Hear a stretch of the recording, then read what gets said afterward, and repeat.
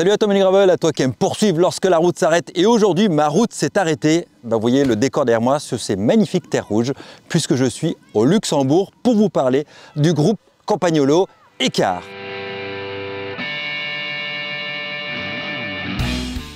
Pour toutes les personnes qui me suivent, et même si elles qui ne me suivent pas, au mois de janvier 2022, j'avais fait une revue avec ce vélo et le montage du groupe Campagnolo Écart. Donc depuis janvier 2022 que je roule avec ce groupe. Alors ça n'était pas ces roues, ce n'était pas cette fourche, qui est ici une fourche Lauf, mais ça je vous en parlerai dans une autre vidéo. Et donc je peux vous faire un retour d'expérience parce que j'ai beaucoup roulé en gravel avec ce vélo sur des terrains très différents. Vous pouvez voir d'ailleurs la vidéo de la Gravienne dans laquelle j'avais fait une longue distance avec ce vélo et puis plein d'événements. Donc aujourd'hui je peux vraiment vous faire un retour d'expérience assez concluant, mais parce qu'il n'y a pas que mon avis qui compte, je serai rejoint tout à l'heure par une fille ultra normale que vous avez déjà vue dans une vidéo sur le Morvan, mais vous en direz quelques mots tout à l'heure. Alors, avant de commencer, ce groupe Campagnolo Écart. Donc, je rappelle, Campagnolo, marque italienne, et le mot Écart vient du nom d'une montagne qui est en Italie, le mont Écart. Ce groupe avait défrayé un peu la chronique quand il était sorti parce qu'il apportait 13 pignons.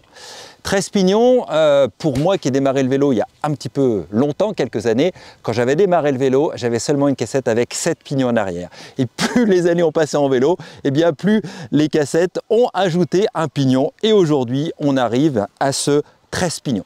À savoir que Campagnolo n'ont pas été les précurseurs dans le 13 pignons. Je crois, un an auparavant, Rotor avait sorti un groupe également en 13 pignons, mais qui est passé complètement sous les radars. Mais Campagnolo a frappé fort parce que c'est un groupe qu'on voit beaucoup, surtout c'est un groupe spécifiquement dédié uniquement à la pratique gravel, uniquement en monoplateau. Ce groupe est d'abord le groupe le plus léger du marché avec un pédalier full carbone. Un système très particulier pour accueillir ces 13 pignons, sachant que vous avez plusieurs types de cassettes. Celle que j'utilise ici, un départ 10 pour se terminer en 44. J'avais auparavant dans la première version une cassette qui démarrait avec 9 pignons et qui se termine en 42, mais forcément, honnêtement, le 9, je ne le mettais jamais, alors qu'un 44 en gravel m'est beaucoup plus utile. À l'avant, un plateau de 40, donc on a, je dirais, un développement assez classique pour le gravel, à savoir plateau de 40, sachant qu'on peut choisir des plateaux plus petits ou plus grands, et puis un 10 44 à l'arrière, qui convient tout à fait pour une pratique gravel. Alors vous allez me dire quel est l'intérêt d'avoir 13 pignons. Quand on est en monoplateau, le problème qu'on rencontre souvent, par exemple avec les cassettes classiques de 11 pignons, c'est qu'on a souvent des écarts dedans assez importants entre les pignons. Ce qui fait que quand on vient de la route comme moi, eh ben on peut être un peu gêné. C'est-à-dire soit vous avez mis un braquet dans lequel vous avez l'impression que vous tirez un petit peu grand, vous changez, et puis tout d'un coup vous avez l'impression que vous moulinez un petit peu trop parce que vous avez sauté 3-4 dents. Et donc c'est un petit peu désagréable. Notamment lorsque sur le bas de la cassette, quand on est en haut, c'est moins gênant parce que quand on a les parties très accidentées, si on saute 3-4 dents dans une chose très pentue, ça ne pose pas un problème. En revanche, dans un gravel plus roulant, quand les pignons ne se suivent pas ou qu'il y a trop d'écart, c'est vite problématique. Le fait de passer à 13 pignons, tout simplement règle ce problème puisque vous avez un bas de cassette qui se suit et donc tout d'un coup vous avez quelque chose d'extrêmement confortable. Ce qui fait que même s'il est dédié pour le gravel, honnêtement, vous pouvez tout à fait l'utiliser pour la route. Moi, je l'ai utilisé en mode route, avec d'autres roues et puis des pneus pour la route, parce qu'on va retrouver vraiment ce confort de suivi qu'on a quasiment lorsqu'on est en double plateau. Message spécial pour Cédric de Normandie Cycling qui a fait la revue du groupe Campagnolo Écart il n'y a pas très longtemps sur sa chaîne. Et il avait signalé un problème que beaucoup d'entre vous rencontrent, notamment avec le changement de vitesse.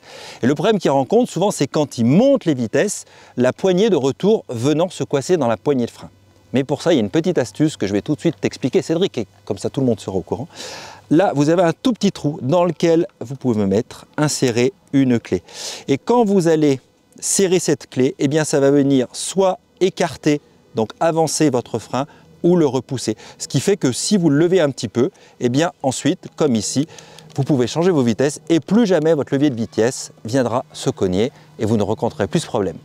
Comme quoi, ça ne coûte pas grand-chose, mais honnêtement, au début, j'ai galéré aussi, je ne comprenais pas, ça me gênait. Et il a suffi que je rencontre ce petit trou, que je mette cette clé, 2 tours de clé et le problème était réglé. La particularité du changement de vitesse sur ce groupe Campagnolo Écart par rapport à ses concurrents, c'est que chez les concurrents, tout se fait dans la poignée de changement de vitesse, alors que là, vous avez deux systèmes. Vous avez le système qui vous permet de monter, et à l'intérieur de la cocotte de frein, vous avez ce qu'on appelle la virgule, qui vous permet de descendre. L'intérêt de cette virgule, c'est qu'elle est extrêmement ergonomique, notamment lorsque vous roulez les mains en bas du guidon, votre pouce vient idéalement se positionner, et notamment en descente, quand on doit redescendre sa chaîne pour avoir un peu de braquet, c'est hyper pratique d'actionner cette manette. Alors au début, ça surprend un peu quand on a l'habitude d'avoir tout le même changement, mais on prend vite l'habitude de monter, de descendre. Ce qu'il faut savoir dans ce groupe Campagnolo E-Car par rapport à ses concurrents, notamment par rapport à du Shimano. Shimano, c'est très rond, c'est très souple. Là, on a un groupe très mécanique qui, de fait, peut être très clivant. Certains peuvent aimer, d'autres détester. C'est-à-dire quand vous montez, vous voyez, vous descendez, c'est tac, tac, tac, tac. C'est pas rond, c'est pas fluide. Moi, j'aime beaucoup ce système-là, mais je comprends que certains n'aiment pas ce côté mécanique et préfèrent quelque chose de plus fluide. Un point qui, moi, m'a surpris sur ce groupe Campagnolo E-Car, mais on verra si Aline va confirmer tout à l'heure mes propos, c'est je trouve la qualité de freinage. Je trouve que le freinage est extrêmement bon, et parfois chez les concurrents où les étriers, enfin les pistons ont un peu de mal parfois à revenir sur certains types de freinage, là le système est fait que les pistons reviennent vraiment bien et le disque, même sur des freinages puissants, ne vient pas frotter. Et ça, je trouve que c'est extrêmement agréable. Alors, comme tous les autres, quand il pleut, quand il fait moche, quand il y a la boue, ça fait du bruit, mais ça c'est vrai pour tous les freins à disque. Mais je trouve que globalement, la qualité de freinage est absolument excellente.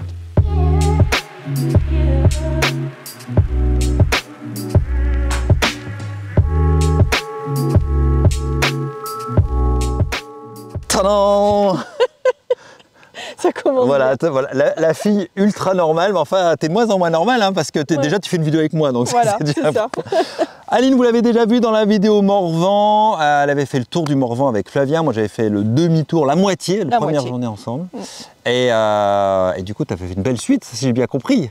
Oui, effectivement, on a bien fini le tour du Morvan. On a un peu écourté pour une histoire de train, mais bon, finalement, c'était chouette et ça a une belle retombée parce qu'il y a pas mal de gens qui... Je me fais attaquer par la faune locale. Voilà. qui ont souhaité avoir cette trace.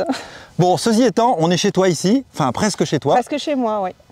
Deux, trois mots sur le coin où on est. Alors ici, on est aux Terres Rouges, on est entre Esch-sur-Alzette et Dudelange au Luxembourg. Donc moi, je suis frontalière, donc j'habite du côté France et on vient ici, les amateurs de VTT viennent rouler ici et je trouve que ça se prêtait bien pour faire une petite présentation. Et les amateurs, en l'occurrence aujourd'hui, de gravel. Et j'ai découvert que donc Aline non seulement faisait de la longue distance route, mais également une pratiquante gravel et je crois de plus en plus. En tout cas, tu aimes bien ça. Voilà, ouais. Une fois qu'on y goûte, voilà. Bon, et tu as plutôt bien démarré. C'est ça. Vélo Titane et groupe Campagnolo E-Car. Oui. Alors, je pense qu'on est bien équipé là. Ton retour d'expérience. Alors, les plus, les moins, en toute honnêteté. Les plus, les moins sur le groupe Campagnolo E-Car. Alors j'ai eu un petit souci au départ pour le réglage, le passage de vitesse. C'était un peu raide, en fait ça raccrochait pas mal. Et effectivement, comme tu l'as dit tout à l'heure, il y avait juste besoin de faire un petit réglage au niveau ici de la vis.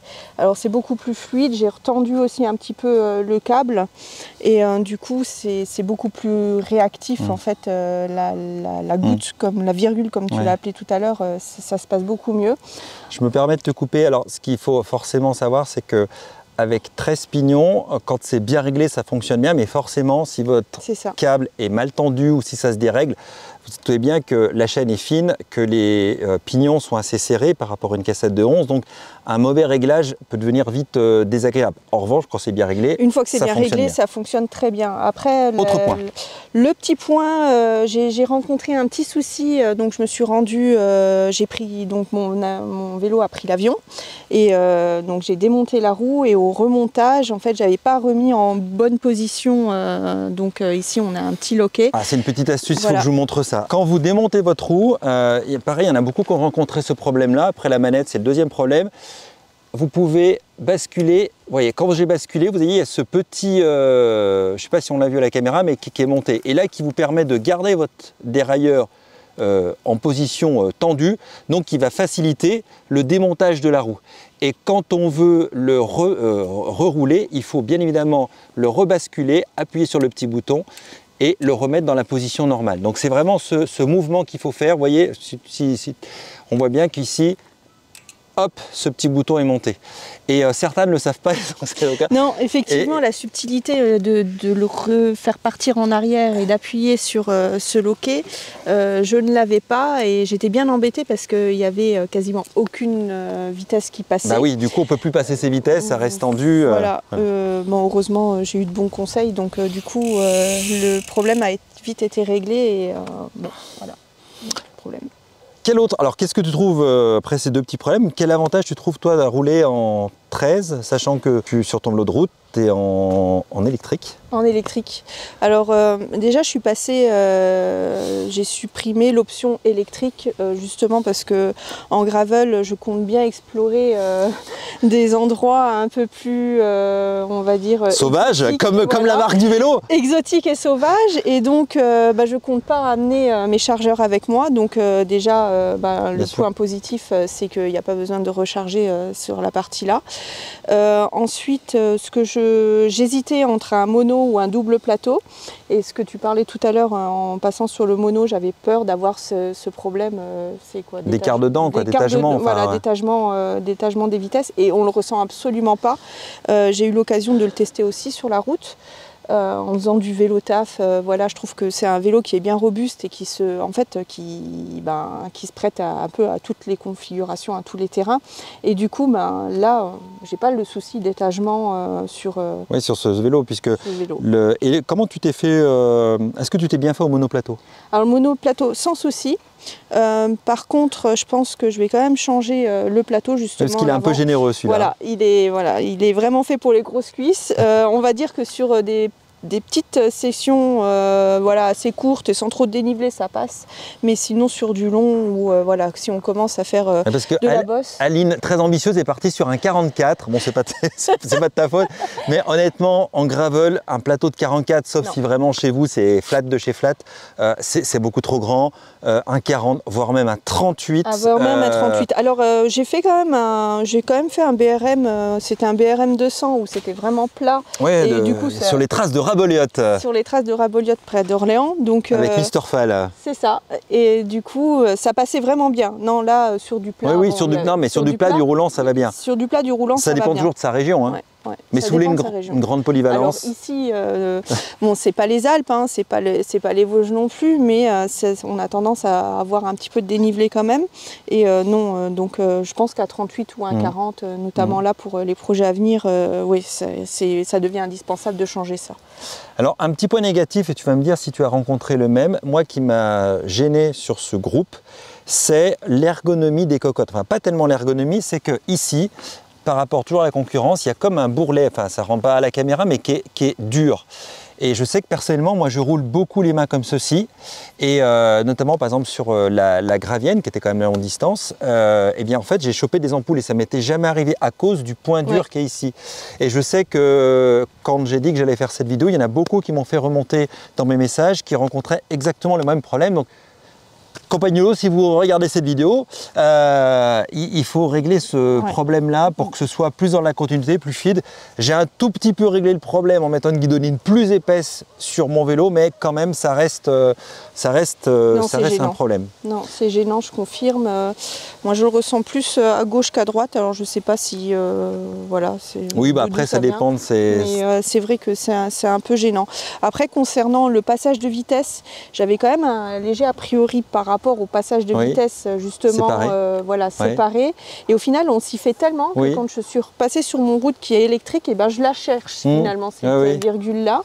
Et on ressent le côté un peu mécanique, on ressent vraiment bien le passage de vitesse et je trouve que c'est plutôt sympa. Moi, j'adhère. Moi j'adhère, j'aime beaucoup ce genre de vitesse, je trouve ça finalement extrêmement ergonomique. Quand le dérailleur est bien réglé, c'est une vraie merveille, ça passe partout. Moi, je n'ai rencontré vraiment aucun souci avec ce groupe, hormis ceux que j'évoquais, enfin qui restent pour moi quand même du détail, mais dans l'ensemble, on peut dire que c'est quand même un super groupe pour le gravel, et je pense qu'en monoplateau mécanique, aujourd'hui, c'est honnêtement un des meilleurs du marché, et c'est pas une sponsor au Campa, je vous dis tout de suite, c'est vraiment à notre initiative qu'on fait cette vidéo.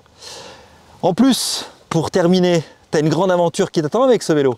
Oui, oui, il y a l'aventure marocaine. Alors avant l'aventure marocaine, on va tenter les Vosges, la Vosges Express, et ensuite... Combien la Vosges Express de kilomètres? C'est 400 km à peu près, et 7 ou 8 000 de dénivelé en 40 heures. Alors d'ici que la vidéo sorte, peut-être que les 400 seront déjà faits ou pas, ou en cours. Et après, surtout, le grand défi d'octobre, fin octobre. Grand défi d'octobre, Bike-in-Man Maroc, voilà. Donc le vélo idéal pour partir sur un Bike-in-Man Maroc. Je vous invite d'ailleurs à voir le teasing qui est vraiment super, qui donne en tout cas vraiment envie d'y aller. Il faut aimer les déserts, il faut aimer les paysages exotiques et le thé visiblement, parce qu'il faut beaucoup boire de thé. Les tagines, les olives. En fait, ça sera la rando gourmande. Voilà. En tout cas, ça va être une belle aventure et je vous invite en fait à suivre Aline dans cette aventure sur les réseaux, parce qu'en général, quand elle fait la longue distance, le gros avantage d'Aline, c'est qu'elle fait plein de stories et c'est à cœur ouvert. On partage ses aventures avec elle et ça, c'est absolument génial. Un dernier mot pour conclure pour ce groupe? Mais écoute, le groupe, pour moi, il est parfait. Voilà, petit changement au niveau du plateau, mais sinon, ça va être fun. En résumé, Aline, le 13 pignons qui résout les problèmes d'étagement. Exactement. En fait, on dit ça parce que ça fait 3 fois qu'on refait la reprise et à chaque fois, je bafouille. Donc, Aline m'a dit, je vais t'aider pour le mot étagement que je n'arrivais pas à retrouver. Voilà. Donc, le côté, voilà, ces 13 pignons qui sont vraiment, je trouve, un gros plus, notamment lorsqu'on est en monoplateau. La précision du changement, l'ergonomie du changement de vitesse. Dans les moins, les petits points qu'il faut veiller, donc le bon réglage pour le changement de vitesse, Campa, corrigez-moi ça, enfin corrigez-moi ça, pas pour moi, mais corrigez ce système-là pour que ce soit beaucoup plus ergonomique. Et pour le reste, voilà, peut-être aussi, bien évidemment, comme toujours chez Campa, un petit bémol, c'est que parfois certaines pièces nécessitent des outils spécifiques et bien évidemment, on ne va pas se mentir, c'est aujourd'hui un groupe qui n'est pas bon marché parce que Campagnolo, c'est du premium, surtout ce groupe Campagnolo Car. Pour le reste, un super groupe. Je peux rajouter peut-être au niveau du freinage. Moi, je trouve que le freinage, il est vraiment... Voilà, très bon point positif. Il est très propre et il est très réactif au niveau du freinage. J'ai eu l'occasion d'en avoir besoin assez brutalement et j'étais très satisfaite. On ne se fait jamais prendre de surprise par le freinage. Comme d'habitude, pensez à vous abonner, pensez à lâcher un petit pouce bleu. On continue l'aventure dans les commentaires. Dites-nous, toutes les personnes qui roulent avec ce groupe Campagnolo Car, les qualités que vous lui trouvez, peut-être aussi limitations. Si, comme nous, vous avez rencontré les mêmes petits points limitants qu'on a évoqués tout à l'heure avec Aline. Et puis pensez à suivre Aline sur les réseaux sociaux. On vous met ce qui va bien, comme sur la vidéo du Morvan. Et puis on se dit à très bientôt. À bientôt. Ciao, ciao.